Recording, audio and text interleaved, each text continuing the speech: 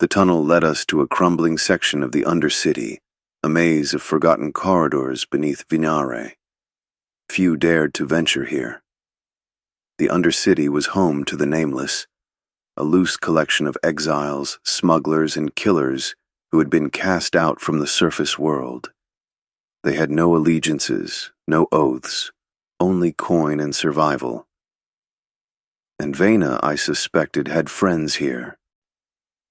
As we emerged into a larger cavern, the distant flicker of torchlight revealed a hidden market, the silent market, where stolen goods, poisons, and secrets were bought and sold without a word spoken aloud. The rules here were simple: no questions, no names, no unnecessary bloodshed. But I wasn't here to buy. Celine tensed beside me. You sure about this? No, I admitted. She smirked. Good, just checking. We moved through the market, past figures draped in hooded cloaks, past stalls of exotic poisons and black market artifacts. The smell of incense and damp stone filled my lungs. Then I spotted her.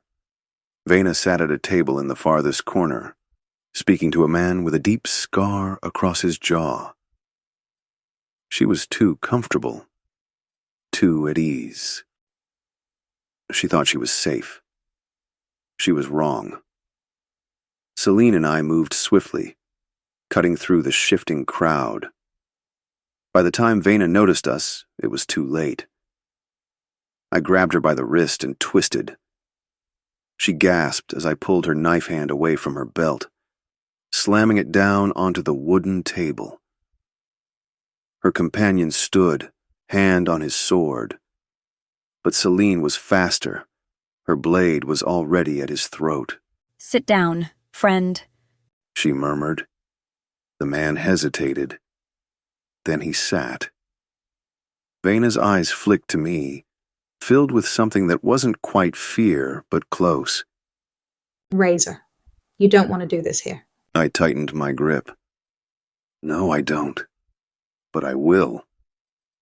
Her jaw clenched. You don't understand. Then make me understand. I leaned closer, voice low. What is Solace? Her throat bobbed as she swallowed. She glanced around, the paranoia seeping into her posture. Then she whispered, You're in over your head, Raezur. Solace isn't a person. It isn't a place. It's an event. I frowned. What kind of event? Vayna's lips parted, then froze. Her eyes widened, staring past me. I barely had time to turn before the entire silent market erupted in chaos, the air filled with the sound of steel clashing, of bodies hitting the stone floor.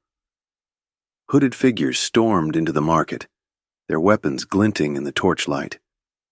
Celine cursed, shoving Vayna's companion away. Oh shit. This is a hit. I pulled Vayna up by her collar. Who are they? Her face was pale. Not the veil. There's something worse. The first attacker lunged at me, sword flashing. I sidestepped at the last second, twisted his arm, and drove my dagger under his ribs. Another came at Celine. She met him head-on, her short blades a blur of movement. Vayna was trying to break free of my grip. I yanked her closer. You tell me who they are, I growled. Her lips trembled. They're the ones behind Solace. I didn't get to ask more, because at that moment I heard the chanting, a low, guttural whispering that seeped through the market like a disease, curling into my ears, into my bones. I turned, saw the hooded figure standing at the market's entrance, his hands raised. The torches flickered. The shadows on the walls moved. And suddenly I realized this wasn't just about assassins or power struggles anymore. Something darker was unfolding in Venaré, and I was right in the middle of it. Blood still clung to my blade as I stared at the single word on the slip of parchment. Solace. It meant something. Something important enough that Vena was willing to betray me over it, and I was right in the middle of it. The shadows shouldn't have moved. Not like that. I had seen illusions before. Trickery, smoke and mirrors. But this was different. Wrong. The torches flickered erratically, and for a brief moment the world around me felt like it was unraveling at the edges. The whispering, the guttural, unearthly murmurs crawled into my ears, slithering through my thoughts like tendrils of something unseen. Vena was trembling. Celine tightened her grip on her blades, her eyes darting between the attackers and the hooded figure. Raezur, what the hell is this? I didn't have an answer. The hooded man at the market entrance lowered his hands, and the moment he did, the shifting shadows coalesced. They stretched and twisted into something humanoid, but wrong. Limbs too long, faces indistinct. The things detached themselves from the walls, stepping forward with unnatural grace. The silent market erupted into panic. Smugglers, thieves, and assassins, killers in their own right, fled. Some tried to fight, but their weapons passed through the creatures like mist before claws of darkness ripped them apart. One of the Nameless, a bald, tattooed man, drove a dagger into a shadow's chest. For a moment, it seemed like he had landed a killing blow. Then the creature's form dissolved into tendrils of black smoke, wrapping around him, suffocating him in silence. His screams never left his throat. I had no intention of sharing his fate. "Move!" I snarled, dragging Vena with me as I bolted for the far exit. Celine was right behind me, cutting down a flesh and blood attacker before vaulting over a table. Vena stumbled, but I yanked her back to her feet. Whatever hesitation she had left burned away when one of the shadow creatures lunged for her, its elongated fingers reaching. I spun, slashing my dagger across its form. The blade connected, and for a split second, there was resistance, like cutting through something half solid, half liquid. The thing hissed as if in pain and recoiled, its form flickering like dying embers. They could be hurt, not killed, but hurt. That was enough. We crashed through a side corridor, the echoes of chaos and screams fading behind us. The underground passage twisted ahead, torchlight barely illuminating the path. "Vena!" I snapped, not slowing. "You're going to tell me what the hell is happening." She gasped for breath but shook her head. I can't. Celine snarled. Then we leave you here for those things. That got her talking. It's a cleansing. Solace. It's not an event, it's a purge. I stopped, turned to her. A purge of what? Vena looked up at me with something close to despair. Venaré itself. We didn't stop moving. Not until we reached a safer part of the Undercity. One of the forgotten sanctuaries where only the desperate and the damned hid. A ruined temple to a dead god, its walls cracked, its statues long defiled. Vena collapsed against one of the broken columns, rubbing her wrists. Celine stood by the entrance, blades ready, watching the tunnel. I crouched in front of Vena, my patience thin. "Talk." She exhaled shakily. The city is compromised. I narrowed my eyes. Compromised how? The city council isn't just fighting a power struggle. They're hiding something. Something that's been growing beneath the city for years. You've heard the rumors, haven't you? People vanishing? The nobles tightening their grip? I had. Disappearances. strange edicts, coin flowing into unknown projects. I had ignored it because it didn't concern me. I killed for gold. Politics didn't matter. But now I was neck deep in it. Celine's voice was sharp. And these shadow things, that hooded bastard? Vayna hesitated. Then, They are the ones cleansing the city. a pit formed in my stomach. Who? She whispered the name like a curse. The Black Sepulcher. I had heard it before. A whisper in the dark. A myth. Some said it was a cult. Others claimed it was a hidden order of executioners tied to the council. But this was something worse.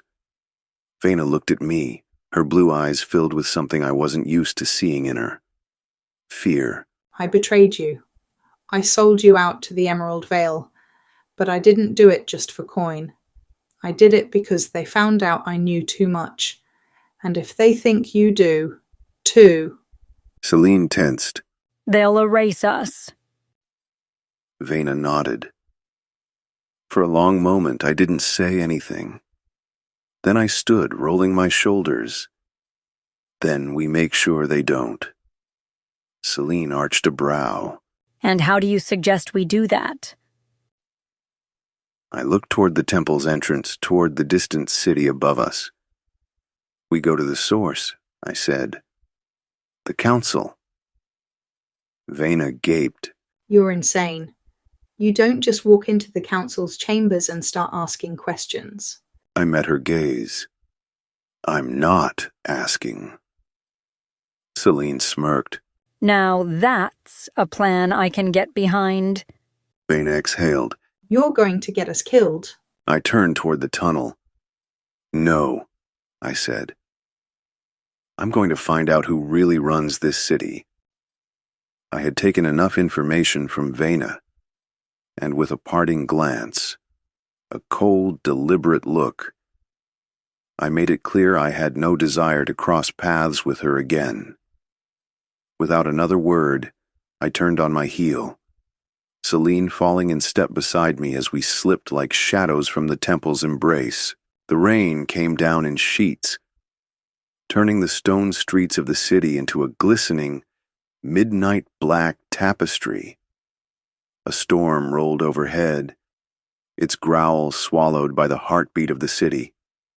Distant voices, the clatter of hooves, the whisper of secrets bleeding through alleyways. Celine and I moved like wraiths through the shadows, our cloaks slick with rain. Ahead of us, past the iron-wrought gate and through the manicured gardens, stood the Verrin Estate, a fortress of wealth and indulgence. Lord Althric Verrin, a noble rumored to be more than just a merchant lord, held private dealings with the council. If there were answers to be found, they would be here. Celine crouched beside me, her breath steady. Tell me again why we aren't just breaking in through the servants' quarters. Because that's what they'd expect.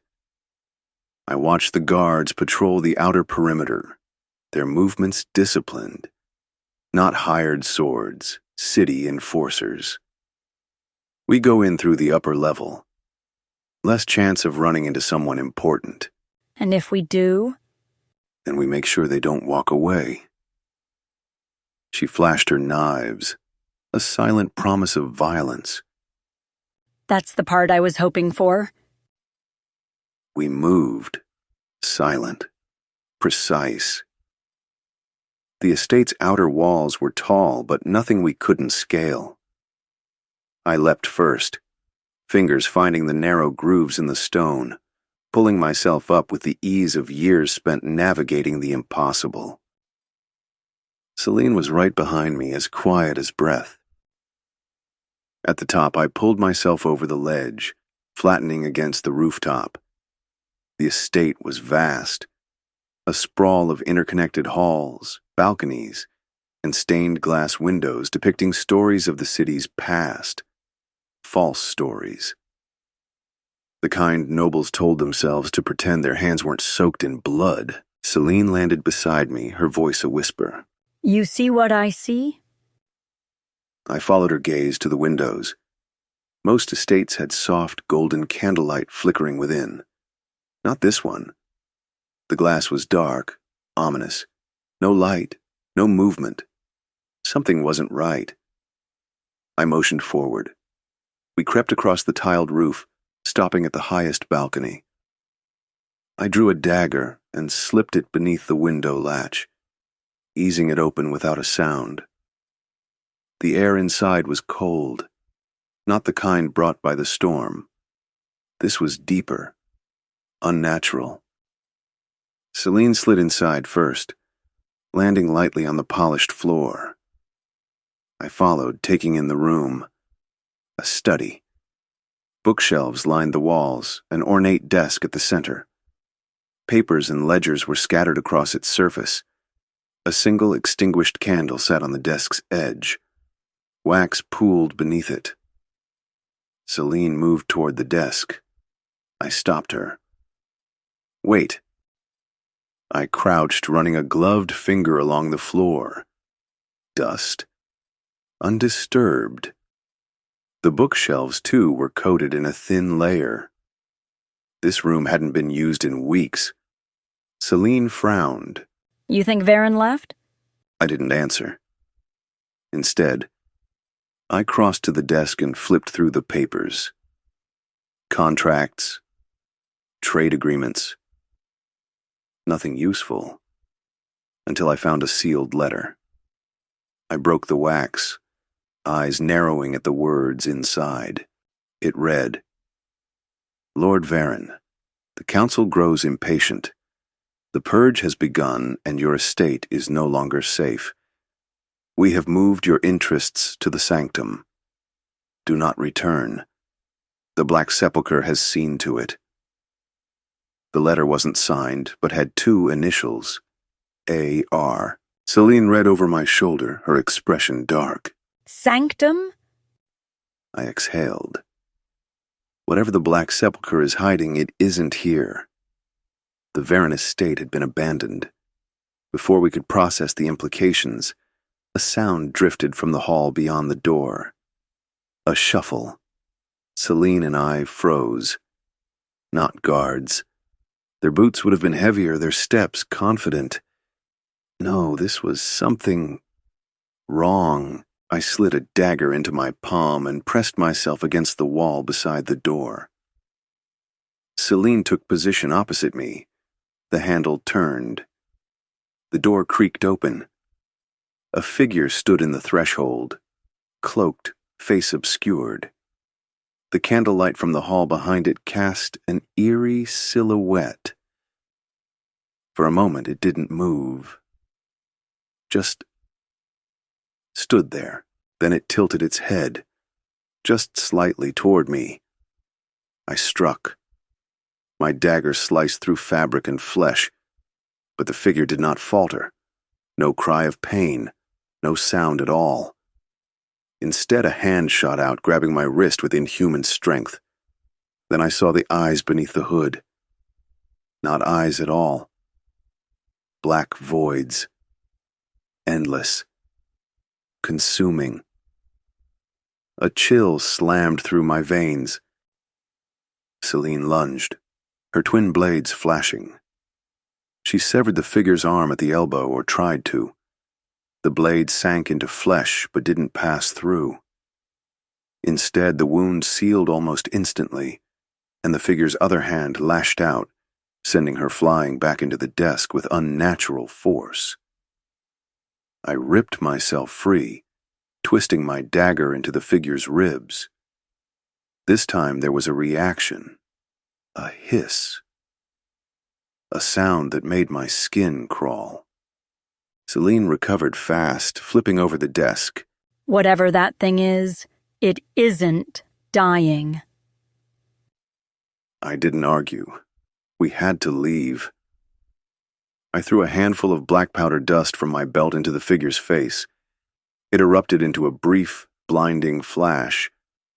Celine and I moved as one, darting past the stunned creature and into the hall. Behind us, the thing didn't pursue. It watched, whispering. Celine pulled me toward a window at the end of the corridor. We smashed through, landing hard on the grass below. I rolled, coming up with a blade ready, but nothing followed. The window above remained dark, silent. She exhaled sharply, shaking off the adrenaline. What in the nine hells was that? I didn't answer right away. My pulse was hammering, my thoughts racing. Lord Verrin hadn't abandoned his estate. Something had taken it. And now we knew where to go next. I turned to Celine, gripping the letter tighter. The sanctum. She wiped blood from her lip, her smirk returning. Finally, a fight worth having. I stared up at the looming estate, feeling the weight of unseen eyes in the darkness. Let's hope you still feel that way when we get there. The Verrin Estate loomed behind us, its windows dark, its halls claimed by something unnatural. I could still hear the whisper, not words, but intent. Malice woven into the very air. Celine wiped rain from her brow, her expression sharp. We need answers, fast.